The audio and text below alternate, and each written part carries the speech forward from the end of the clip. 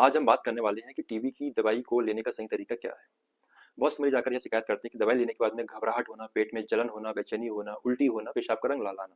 लेकिन मैं आपको ये चीज़ बता दूं कि पेशाब का रंग लाल या ऑरेंज आना ये बहुत नॉर्मल प्रक्रिया है कि रिफाम्पिसिन नाम की मेडिसिन होती है जिसके कारण यह कलर आता है। तो इससे हमको डरने की बिल्कुल भी जरूरत नहीं है। और एक तरीके से इनडायरेक्टली हमको यह बताता है कि मरीज प्रॉपर मात्रा में दवाई ले रहा है।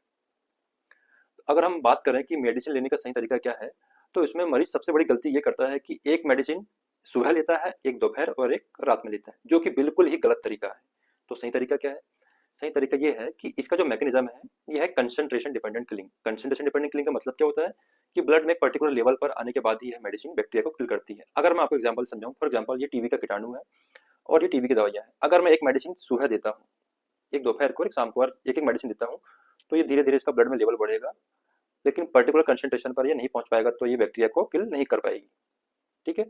अगर मैं medicine as early as possible में देता हूँ, तो ये मेडिसिन का कंसंट्रेशन जो है एक पर्टिकुलर लेवल तक पहुंच जाएगा और ये बैक्टीरिया को किल कर देगा।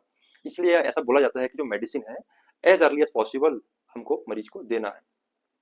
एज अर्ली एज पॉसिबल का मतलब ये है कि अगर पेशेंट टॉलरेट कर रहा है तो सारी मेडिसिन एक साथ देना है। और पेशेंट को मेडिसिन जो दी जाती है वो वेट बैंड के अकॉर्डिंग दी जाती है। किसी मरीज को 2 मेडिसिन की जरूरत होती है, किसी को 3, किसी को 4। तो अगर ये मेडिसिन ले रहा है तो या तो वो एक साथ ले सकता है। अगर कोई प्रॉब्लम नहीं है तो अच्छी बात है। अगर कुछ प्रॉब्लम होती है तो 5 मिनट का गैप कर सकता है, 10 मिनट का गैप कर सकता है, 15 मिनट का गैप कर सकता है। मतलब रफली आपको बताऊं तो विद इन 1 आवर, 1 घंटे के अंदर अंदर हमको सारी मेडिसिन लेना है, तभी यह मेडिसिन बहुत अच्छे से कार्य करेगी।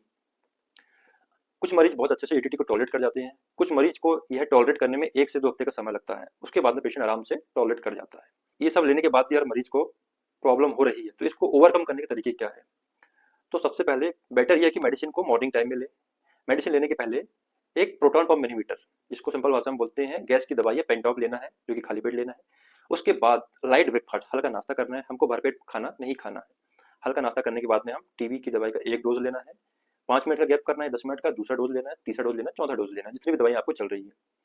अगर ये लेने के बाद भी पेट में जलन होती है, गैस्ट्राइटिस होती है आपको, तो इसको कम करने के लिए आप ये कर सकते हैं कि दवाइयों के बीच में आप केले का सेवन कर सकते हैं, दही खा सकते हैं, या ऑरेंज जूस या ऑरेंज खा सकते हैं। ये लेने के कारण जो आपकी गैस्ट्राइटिस की प्रॉब्लम या पेट में जलन होने की प्रॉब्लम है काफी हद तक कम हो जाएगी।